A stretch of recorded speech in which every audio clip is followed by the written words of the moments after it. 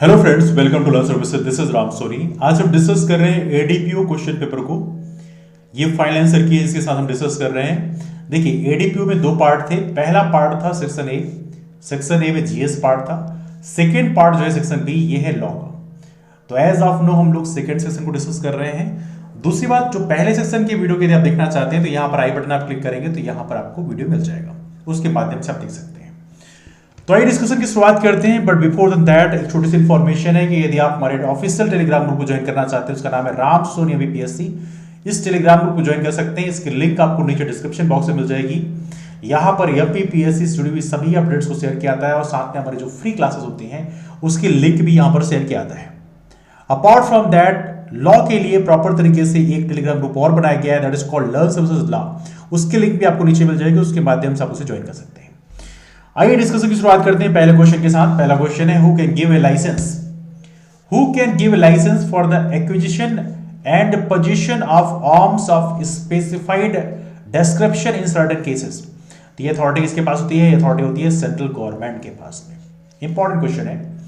अगला क्वेश्चन आपके सामने, in granting the license for arms, in granting the license for arms, the licensing authority calls for the report of the officer in charge of the nearest police station under which section? ये है section number 13(2). अगला question है, the minimum imprisonment for converting and an imitation firearm into firearm is? कितने साल का है कम से कम punishment? 7 साल का है। याद रखिए, काफी इंपॉर्टेंट है। अगला क्वेश्चन है, the imprisonment for using a child for pornographic purposes shall not be less than? Pornographic purpose के लिए किसी चाइल्ड को इस्तेमाल करते हैं तो कम से कम 5 साल की सजा है। काफी इंपॉर्टेंट है, बाकी लोगों को भी इसकी इंफॉर्मेशन वैसे होनी चाहिए। अगला क्वेश्चन आपके सामने, according to section 61 of the Indian evidence act 1872, the contents of the document may be proved what? Either by primary और बाय सेकेंडरी एविडेंस, किसी से भी, है ना। अगला क्वेश्चन है, ओके, तो ये इसका सही आंसर है डी। अगला क्वेश्चन है, the protection of children from sexual offences act 2012, POCSO, है ना, protection of children from sexual offences act 2012 came into force with effect from? याद रखिए 14 नवंबर 2012। ये डेट वैसे भी काफी इंपॉर्टेंट है।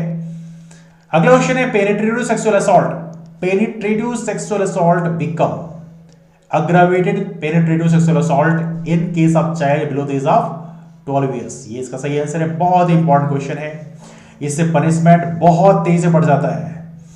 अगला question, on which of the following subject the opinion of experts is not relevant under section 45 of Indian evidence act 1872?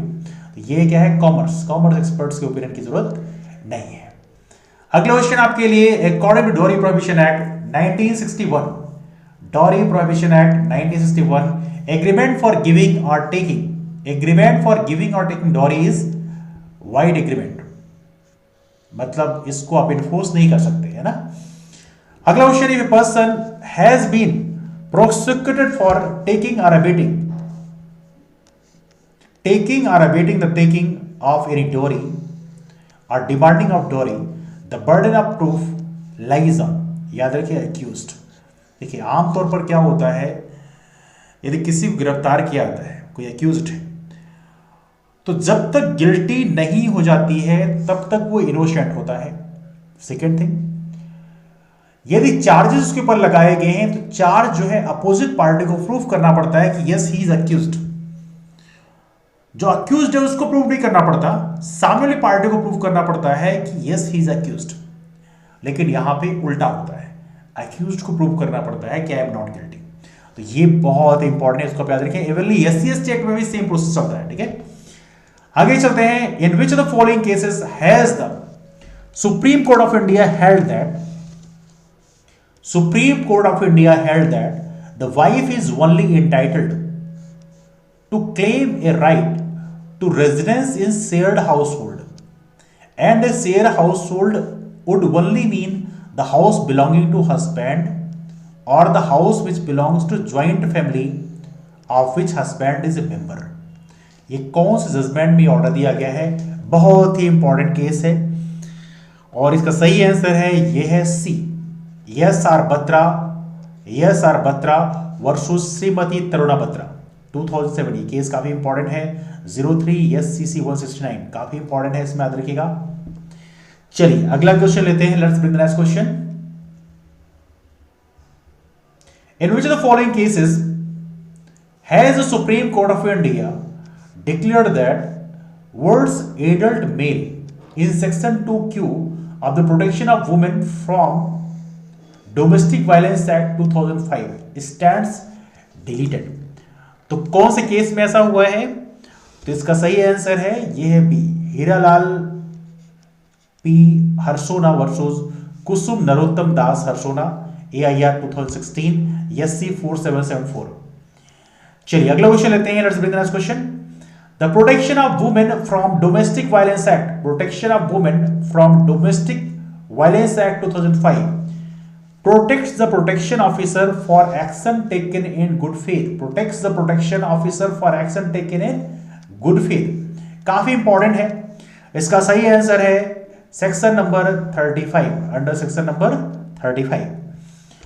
अगला question है the protection of women from domestic violence act 2005 is now applicable to the whole of India from, क्योंकि पता होना चाहिए जम्मू कश्मीर को basically अब union territory बना दिया गया है, तो वहां के जो प्रोविजंस हैं अब सारे प्रोविजंस पूरे देश में अप्लाई होते हैं। तो देखा जाए तो ये है 31 अक्टूबर 2019, है ना। अगला क्वेश्चन आपके सामने, an order of a general nature or affecting a class of persons made under section 3 of the Essential Commodities Act 1955 shall be notified in the official gazette, shall be notified in the official gazette। अगला question आपके सामने, if any person when required by any order made under section 3 of the Essential Commodities Act 1955 makes any false statement or furnishes any false information, it shall be punishable with, क्या punishable होगा? देखिए फिर मैं बोल रहा हूं, if any person when required by any order made under section 3 of the essential commodities act 1955 makes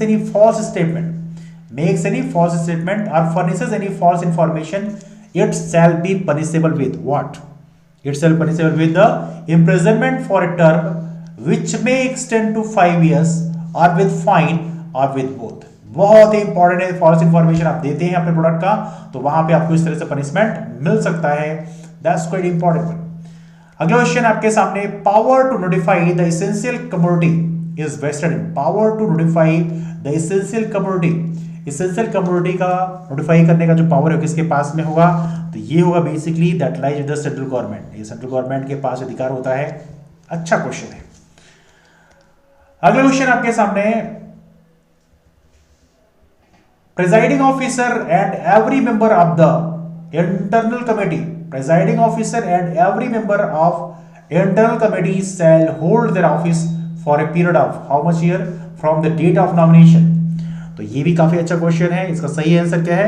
इसका सही आंसर है डी, नॉट एक्सेडिंग 3 years, अधिकतम 3 साल, ज्यादा नहीं होना चाहिए। अगला क्वेश्चन आपके लिए section 15 of the sexual harassment, Section 15 of Sexual Harassment of Women at Workplace, Prevention, Prohibition and Redressal Act 2013। Section 15 किसी से डील करता है? तो इसका सही आंसर है and that is determination of compensation. Determination of compensation की बात करता है section number 15, Sexual Harassment of Women at Workplace, Prevention, Prohibition and Redressal Act 2013।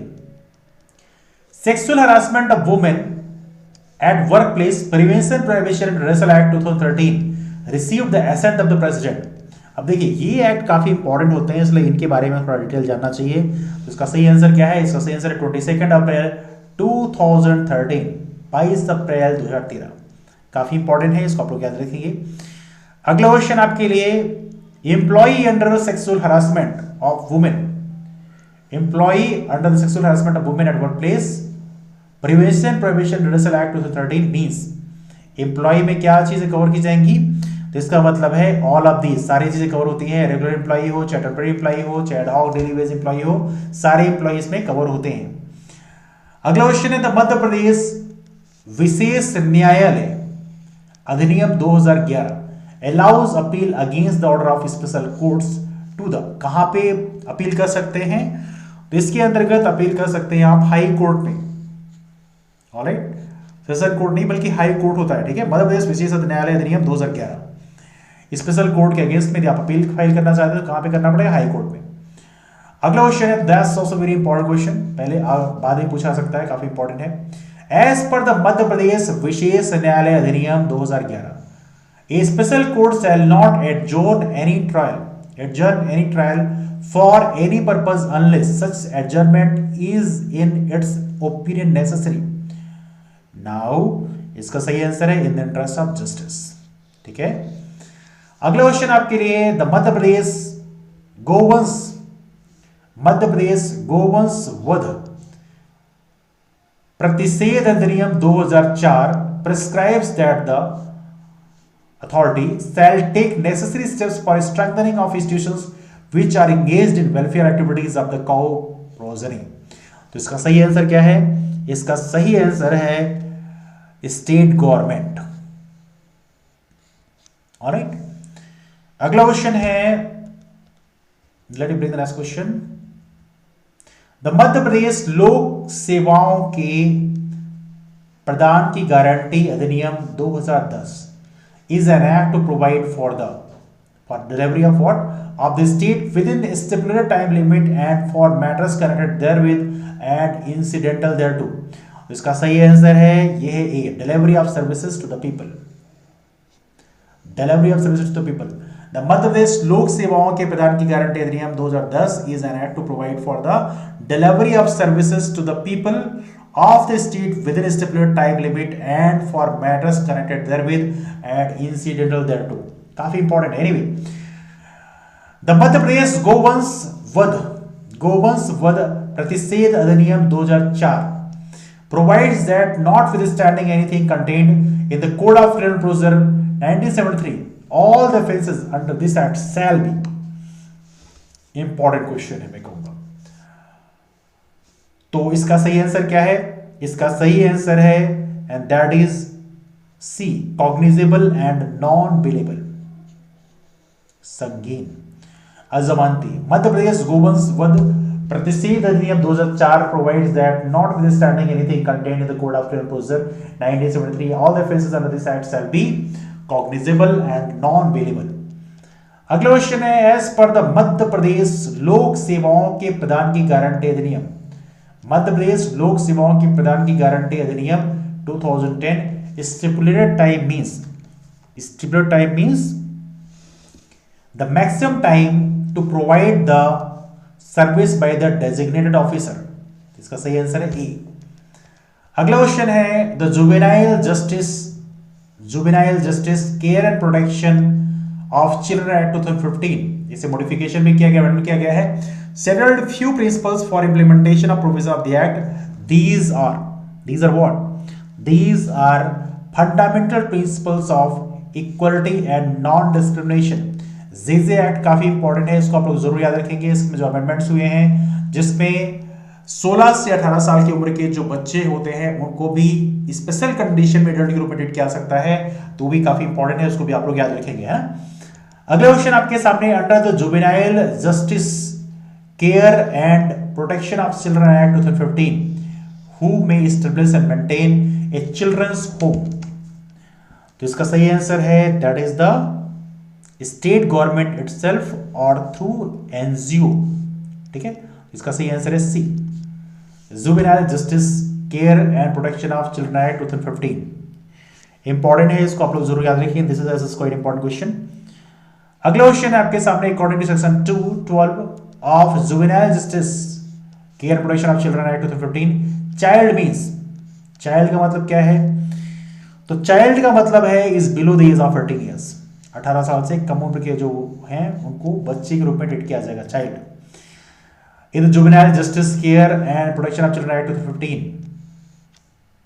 applicable to inter country relative adoption, ये काफी इंपॉर्टेंट है। this is as a very very important question। तो ये है yes, according to the procedure given under section 60, yes applicable है inter country relative adoption में भी, तो इसको भी आप लोग याद रखें, this also quite important one.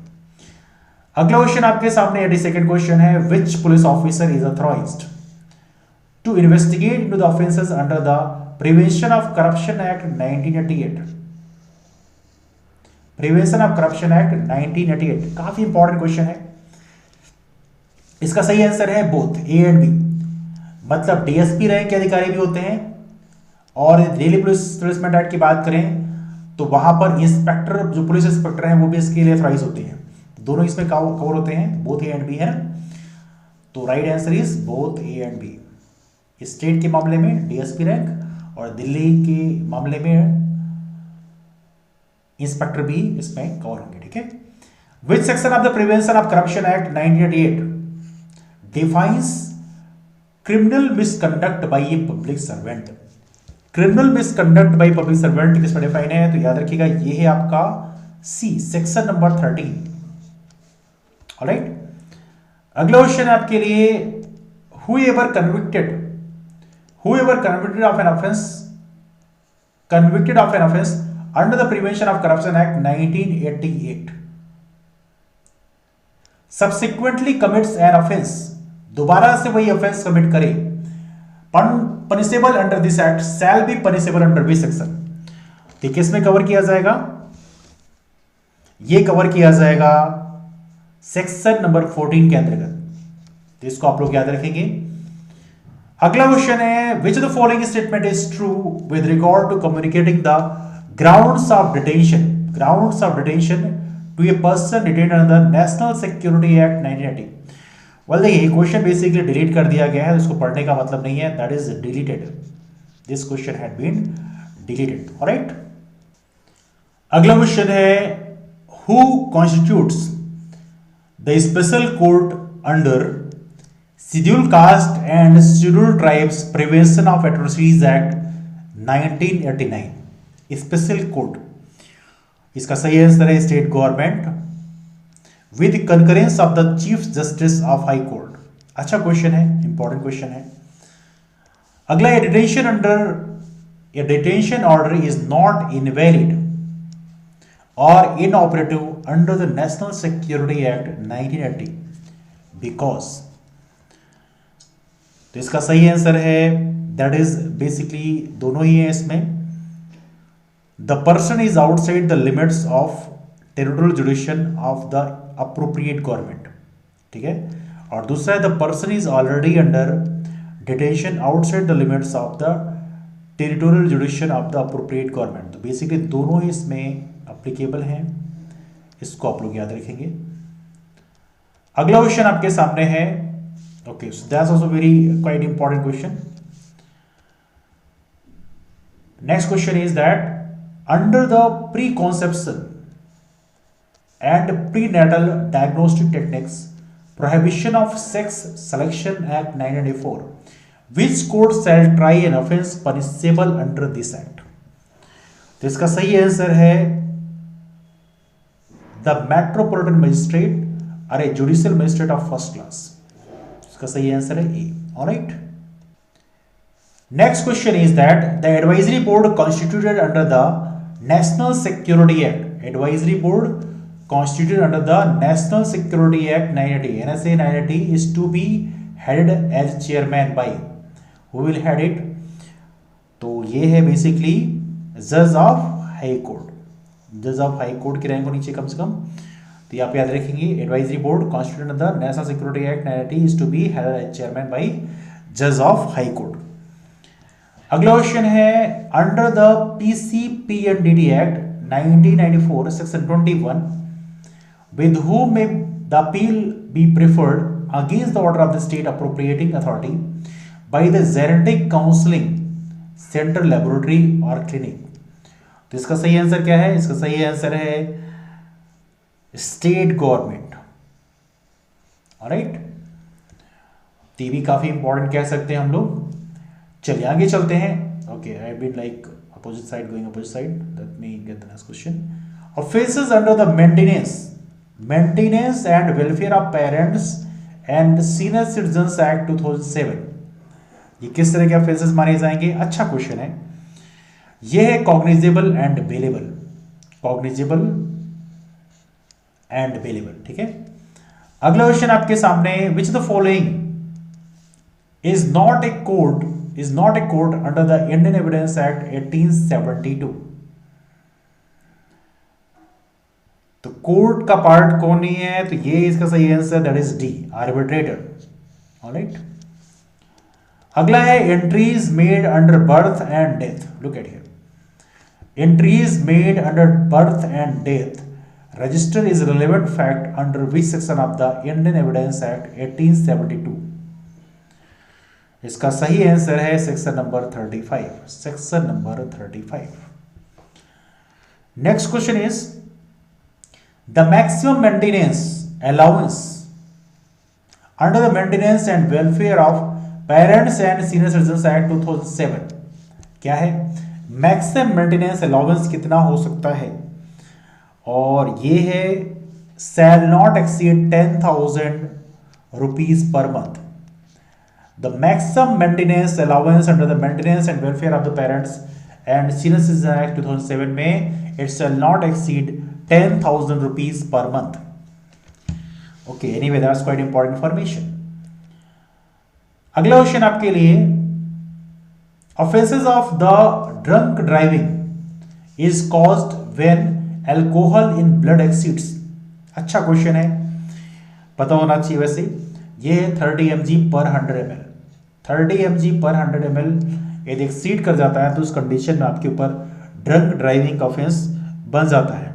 ठीक है, तो ये लिमिट जो है ये क्रॉस नहीं होनी चाहिए।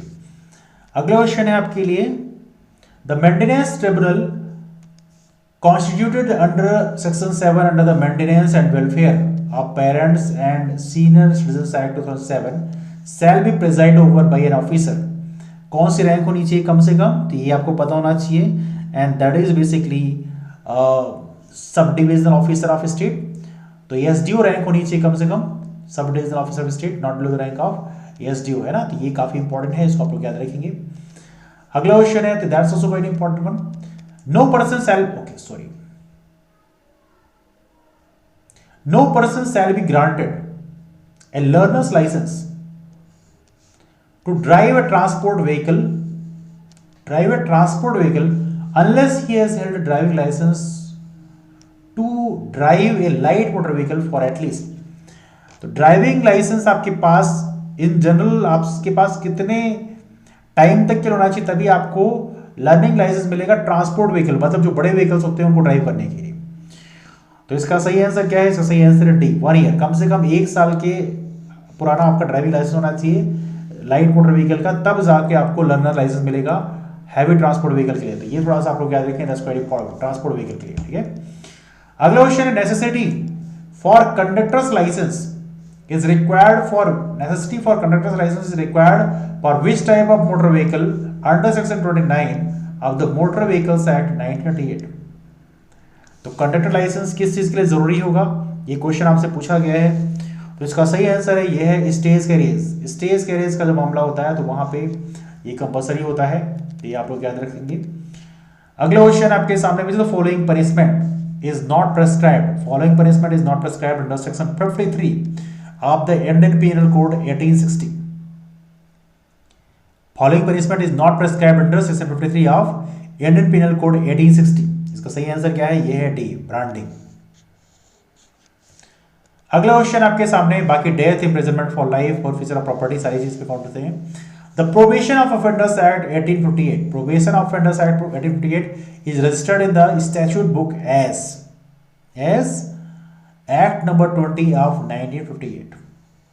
ऑलराइट, अगला क्वेश्चन आपके लिए, according to section 7 of the probation of offenders act 1958 the report of probation officer referred in subsection 2 of section 4 और subsection 2 of section 6 shall be treated as confidential. Alright, अगला question है, the word person includes any company or association or body of person whether incorporated or not is defined under which section of Indian Penal Code 1860। तो कौन section है? तो ये है basically section number 11। अगला question है, article 5, 6, 7, 8 और 9 of Indian constitution came into force on. Well देखिए ये चीज तो थोड़ा बेसिक है, पॉलिटी का काफी अच्छा क्वेश्चन है वैसे देखा जाए तो। इसका सही आंसर 26 नवंबर 1949। बहुत सारे प्रोविजन ऐसे थे जो 26 नवंबर 1949 को ही लागू हो गए थे। फुल फ्लेजेड कॉन्स्टिट्यूशन जो है वो 26 जनवरी 1950 को लागू हुआ था, लेकिन कुछ प्रोविजंस इसमें 5, 6, 7, 8 और 9 भी शामिल हैं। ऐसे प्रोविजंस बेसिकली 26 नवंबर 1949 को ही लागू हो गए थे। बेसिकली आपको पता होना चाहिए मेनली कौन कौन से आर्टिकल्स हैं जो 26 नवंबर 1949 को लागू हो गए थे। That's quite important question, very important question. Indian penal code was drafted bye, Indian penal code was drafted bye whom? ये है basically that is called Thomas Babington Macaulay. Thomas Babington Macaulay, काफी अच्छा क्वेश्चन है, इसको आप लोग जरूर याद रखेंगे। द कॉन्स्टिट्यूशनल 105th अमेंडमेंट, 105वां संवैधानिक संशोधन act 2021 came into force on which day? तो ये है आपका 15 सितंबर 2021, 105th अमेंडमेंट एक्ट 2021। इसमें बेसिकली क्या था? इसमें बेसिकली ये था कि यहां पर स्टेट गवर्नमेंट को ऑथराइज कर दिया गया था कि सोशली इकोनॉमिकली बैकवर्ड क्लास को ये आइडेंटिफाई कर सकते हैं। तो स्टेट गवर्नमेंट को अथॉरिटी दी गई थी, जो कि सुप्रीम कोर्ट ने 102nd अमेंडमेंट एक्ट का जो इंटरप्रिटेशन किया तो उसे बोला था कि स्टेट गवर्नमेंट को अथॉरिटी नहीं है। तो फिर वापस से 1/5 अमेंडमेंट एक्ट किया गया जिसमें स्टेट गवर्नमेंट को अथॉरिटी दी गई कि उन्हें सोशली इकोनॉमिकली बैकवर्ड क्लास को आइडेंटिफाई करने की अथॉरिटी होगी, है ना। अच्छा क्वेश्चन है। ईयर, हालांकि डेट याद रखना, एग्जैक्ट डेट याद रखना थोड़ा मुश्किल आता है, बट फिर भी जो रिसेंट अमेंडमेंट्स है उनके बारे में तो जानकारी होनी ही चाहिए। Constitutional 86th amendment act was passed in, 86th amendment act किस साल पास किया गया? तो इसका सही आंसर है 2002, 86th अमेंडमेंट एक्ट। तो ये क्या है? Free and compulsory education of childrens, है ना। अगला question, according to article 120, article 120 of Indian constitution, the business in parliament shall be transacted in which language? काफी अच्छा क्वेश्चन है। This is also one of the very important question. तो दोनों हिंदी और English दोनों में हो सकता है ना। अगला क्वेश्चन है, a person who has been granted a licence to issue an electronic signature certificate is known as. तो ये क्या है? That is certifying authority. Alright. अगला question, as per the information technology act, IT act, sorry just 1 second, IT act 2000, any person who fails to furnish any document written or report can be penalized up to rupees how much? अच्छा question है, याद रखना। तो ये है 1,50,000 rupees, ठीक है। अगला क्वेश्चन है, under the information technology act 2000, provision for the punishment for publishing और transmitting of material depicting children in the sexual exploited acts in electronic form is provided in. कौन सेक्शन में प्रोवाइड है ये है आपके सेक्शन नंबर 67B में, important है। अगला क्वेश्चन है, let me bring the next question, which section of explosives act 1884 gives power for the central government to prohibit the manufacture of especially dangerous explosives? तो कौन सेक्शन ऑथराइज करता है? ये है आपका section number 6। Under the explosive act 1884, who has the power to make rules as to licensing of the possession and sale of explosives? Who has the power to make rules? किसके पास authority होगी? ये होगी central government के पास। तो इस मामले में पूरी अथॉरिटी सेंट्रल गवर्नमेंट के पास। What is punishment for manufacture, import or export of any explosives in contravention of rules under section 5 of Explosive Act 1884? तो पनिशमेंट की बात करें कितना होगा, तो ये है इसका सही answer, that is 3 years imprisonment और 5,000 रुपीज फाइन और बोथ, दोनों चीजें हो सकती हैं। ऑलराइट, अगला क्वेश्चन आपके लिए, as per the wild life protection act 1972, काफी अच्छा है। Who is the chairperson of the steering committee? Steering committee का चेयरपर्सन कौन होता है?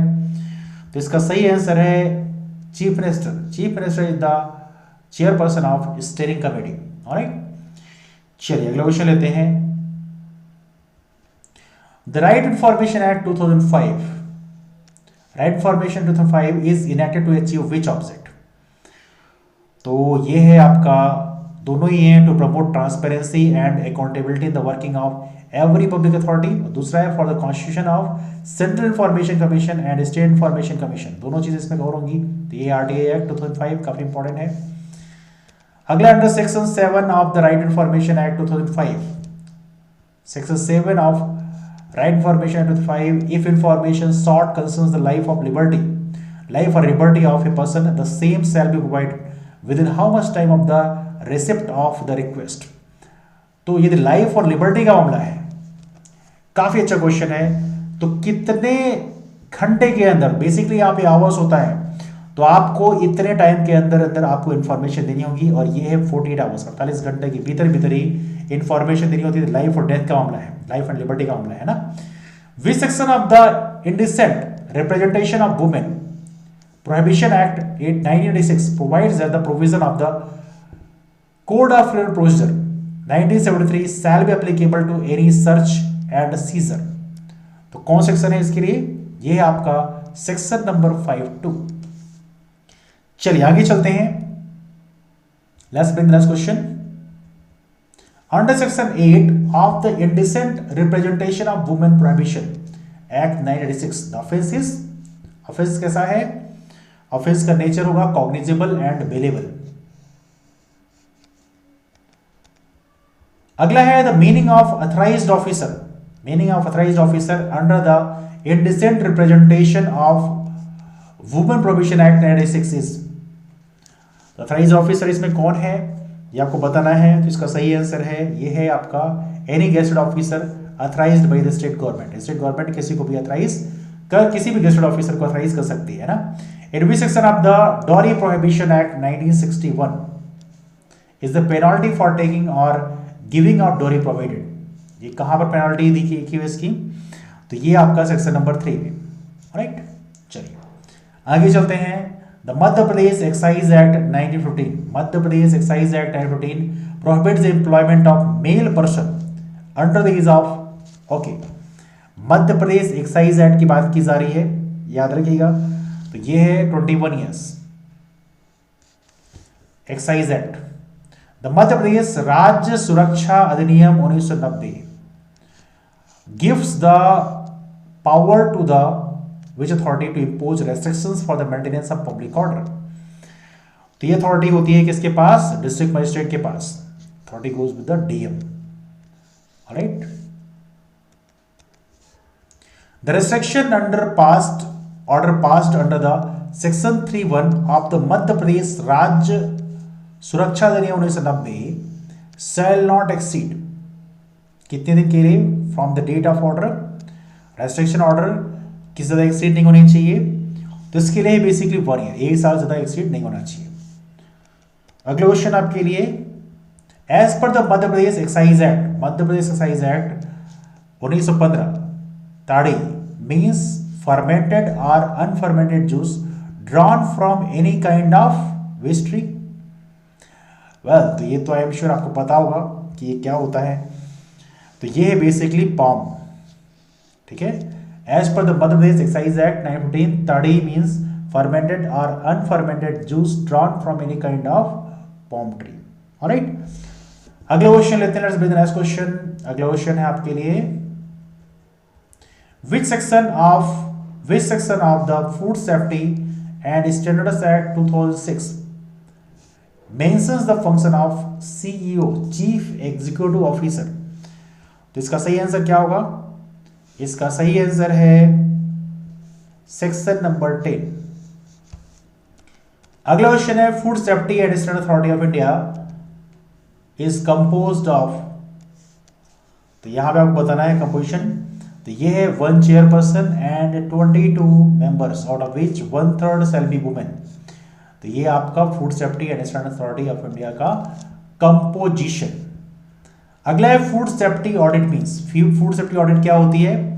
इसका मतलब है examination of food safety measures adopted by the manufacturing units. तो इसको एग्जामिन करना मेन इंपॉर्टेंट पर्पज होता है। Designated court for the purpose of banning of unregulated deposit schemes act 2015 is constituted by, कौन कॉन्स्टिट्यूट करेगा डेजिग्नेटेड कोर्ट को? तो that is authority lies with the appropriate government with the concurrence of the chief justice of the concern high court. तो उस राज्य की government के पास अथॉरिटी होती है। अगला क्वेश्चन आपके लिए, the supreme court has the power, supreme court has the power to transfer a case under the banning of unregulated deposit scheme act 2015। Supreme Court has the power to transfer a case under the banning of unregulated deposit scheme act 2019 from one designated court to another designated court on an application filed by which authority? तो याद रखिए ये है both of the above, मतलब competent authority हो सकता है और कोई भी इंटरेस्ट पार्टी द्वारा हो सकता है, तो दोनों ही इसमें अप्लीकेबल होते हैं। ठीक है, अगला क्वेश्चन है आपके सामने, ए deposit taker under the banning of unregulated deposit scheme act 2019 does not mean, इसमें क्या मतलब इसका नहीं होता है? तो इसमें इन चार ऑप्शंस में एक आपको बताना है, तो इसका सही आंसर है बैंकिंग कंपनी। बाकी प्रोप्राइटरशिप कंसर्न जो है, ये एसोसिएशन ऑफ पर्सन्स है, कोऑपरेटिव सोसाइटी, ये इसमें कवर होंगे, लेकिन ये नहीं कवर होंगे। ठीक है, अगला क्वेश्चन आपके सामने, a victim under the SC/ST prevention of atrocities act 1989 is not entitled for, victim is not entitled for what? तो यहां पे ऑप्शन दिए हैं, इसका सही आंसर है राइट टू हर्ड सेपरेटली। बाकी राइट्स है, right to get travelling and maintenance expenses during investigation, inquiry and trial, right to be treated with fairness, respect and dignity, right to reasonable, accurate and timely notice of court proceedings, but right to be heard separately ये right नहीं है। ठीक है, is not inter for it. अगला question है, SC/ST prevention of atrocities act 1999 is related to which of the following article of the constitution? बहुत ही easy question हम कह सकते हैं, this the most easy question है ना, और इसका सही आंसर है that is basically article number 17, prohibition of untouchability. अगला question, under which section of the SC/ST Prevention of Atrocities Act 1999 is the anticipatory bail prohibited? Anticipatory bail prohibited under which section? तो इसका सही answer है section number 18, है ना। चलो आगे चलते हैं, let's move for next one. With whose concurrence shall the judges of the Special Court established under the NDPS Act 1995 be appointed by the government? With whose concurrence? तो ये है आपका chief justice of high court, है ना। अगला आपके सामने, under which condition shall prenatal diagnostic techniques be conducted under the preconception and prenatal diagnostic techniques prohibition of sex selection act 1994? कौन सी कंडीशन अलाउड है? इसके लिए बात करें तो इसका सही आंसर क्या है? ये है basically, if the pregnant women has undergone 2 or more spontaneous abortion और फेटल लॉस, तो उस कंडीशन में ये अलाउ किया सकता है डायग्नोस्टिक टेक्निक्स को। काफी इंपॉर्टेंट है, इसको याद रखना। अगला क्वेश्चन आपके सामने, out of the below mentioned for what purpose shall the national fund be applied by the central government to meet the expenditure incurred in the connection with the measures taken for under section 7A of the NDPS Act 95? तो national fund की बात की जा रही है, तो किस मामले में है ये? आपका बेसिकली यहाँ पे सारे मामले यहाँ पे कवर कर दिए गए हैं। Identifying, treating, rehabilitation addicts, preventing drug abuse, educating public against drug abuse, तो सारे इसमें कवर किए आते हैं। ठीक है, एनडीपीएस एक्ट में। अगला क्वेश्चन आपके लिए, with whom shall the power of general superintendence, direction and management of the affairs of the state information commission vest? तो इसका सही आंसर है स्टेट चीफ इंफॉर्मेशन कमिश्नर। ठीक है, स्टेट चीफ इंफॉर्मेशन कमिश्नर। अगला क्वेश्चन है, how much punishment is prescribed for a person under section 27 of narcotics, drugs and psychotropic substances NDPS Act 95, if he consumed cocaine, morphine, diacetylmorphine, or any other narcotic drug or any psychotropic substances as may be specified by the central government by notification official gazette. कितना punishment है? इसकी बात करें तो यहां पर है rigorous imprisonment for a term which may extend to 1 year. 1 साल तक पनिशमेंट रिगोरस इम्प्रिजनमेंट हो सकता है. Alright, which of the following information can be disclosed under section 8 of the Right to Information Act 2005? Following information can be disclosed. तो इसका सही answer क्या है? ये है आपका decisions of the Council of Ministers after the decision has been taken and the matter is complete or over. तो right information act 2005 के अंतर्गत ये डिस्क्लोज किया सकता है if the decision of the Council of Ministers after the decision has been taken. ठीक है, तो इसको थोड़ा सा आप लोग याद रखेंगे. बाकी का नहीं हो सकता. इस information received in confidence from foreign government, इसको डिस्क्लोज नहीं कर सकते. Records of deliberation of the council of ministers, तो यहां पे भी नहीं, लेकिन इस मामले में हो सकता है. Under section 94 objectionable articles, objectionable articles to which this section applies to, objectionable articles to which this section applies is section 94 में. अब देखिए यहां पे ऑप्शंस आपके सामने दे दिए हैं, तो इसका सही आंसर है बेसिकली 3 ऑप्शन सही हैं इसमें. Counterfeit coin, counterfeit currency note and force documents. ठीक है, ऑब्जेक्शनेबल आर्टिकल्स. अगला question, under which section, under section 167 of CrPC 1973 the longest period for which N accused can be remanded in police custody is. Section 167 के हिसाब से, तो इसका सही answer क्या है? ये आपका 15 डेज, 15 दिन के लिए, है ना. अगला क्वेश्चन आपके सामने, in relation to the commission of which of the following offences the general public does not have duty under section 39 of CrPC to give information to the nearest magistrate और police officer. ये question basically delete हो गया है, तो इसको हम discuss नहीं कर रहे हैं. अगला क्वेश्चन आपका, late me bring this question, which of the following is true about court of session. Okay, तो यहां पे ऑप्शन आपके सामने दिए हुए हैं. तो बेसिकली इसका सही आंसर क्या है? इसमें 2 ऑप्शन सही हैं, 2 and 3, दूसरा और तीसरा. Every court of session shall be preside over by जजेस to be appointed by the high court, है ना. प्रेजाइडेड ओवर बाय जज to be appointed by the high court. दूसरा, द हाई कोर्ट में आल्सो अपॉइंट एडिशनल सेशन जजेस and assistant session. Alright, तो ये दोनों ऑप्शन इसमें सही हैं. अगला क्वेश्चन आपके साथ, तो इसका सही आंसर क्या है? 2 and 3, 2 and 3. According to section 13 of the probation of offenders act 1958, probation of offenders act 1958, which one is not a probation officer? Section 13. तो ये आपका एनी कंपनी और association, any company or association or body of person whether incorporated or not. चलिए अगले question लेते हैं.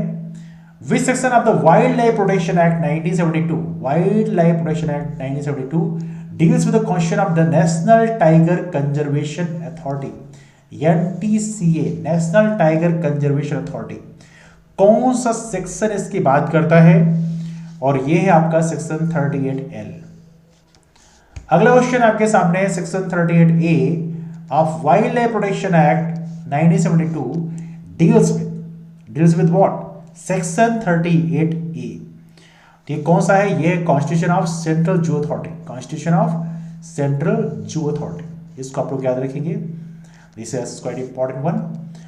अगला question है, section 5A of the wild life protection act, wild life protection act 1972 deals with what? Section 5A की बात कर रहे हैं, और ये है आपका constitution of the national board for wild life, constitution of the national board for wild life. तो इन बॉडीज की फॉर्मेशन की बात यहां पर अलग सेशन में की गई है. अगला क्वेश्चन आपके लिए 148th question, in which case has the supreme court of India issued the guidance on the basis of the recommendation of the Justice K.D. Thomas and Mr. F.S. Nariman Committee. तो Thomas and Nariman committee की बात यहाँ पे की जाए तो ये कौन सा केस था? तो ये केस है basically destruction of public and private properties versus state of Andhra Pradesh 2009 5 SEC 2012 है ना, तो इसको आप लोग याद रखें। अगला क्वेश्चन आपके सामने,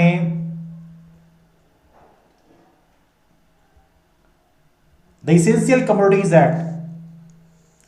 Commodities Act came into force in which year? अच्छा क्वेश्चन है, इसका सही आंसर है आपका 1955। ठीक है, and that is the last question. The prevention of damage to public property act 1984 received asset of the president of India on which day? तो ये आपका 16 मार्च 1994। तो ये रहे 100 क्वेश्चंस एडीपीओ के। आई एम श्योर बाकी एग्जाम्स के लिए काफी यूजफुल रहेंगे। डिस्कसिंग को यहीं से वाइंड अप करते हैं, लेकिन जो नए फ्रेंड्स हैं वो रामसोनी एमपीपीएससी नाम का टेलीग्राम ग्रुप ज्वाइन कर सकते हैं। इसके अलावा एक बैच कोर्स एमपीपीएससी यदि आप तैयारी करना चाहते हैं सिविल सर्विसेज के लिए, तो बैच कोर्स स्टार्ट हो रहा है 15 जनवरी से। इस बैच कोर्स को ज्वाइन करने के लिए कॉल भी कर सकते हैं, नंबर है 8826033084। इस बैच कोर्स की फीस रहेगी 1999 रुपए। और इसमें एक छोटी सी इन्फॉर्मेशन और भी है, यदि इस बैच की इंक्वायरी आप करना चाहते हैं तो शाम को 5 से 6 बजे के बीच ही आप कॉल करें, तभी पिक हो पाएगा। और इसके अलावा रामसोनी एमपीपीएससी नाम के टेलीग्राम ग्रुप में भी आके इंक्वायरी कर सकते हैं, वहां भी इन्फॉर्मेशन आपको दे दिया जाएगा।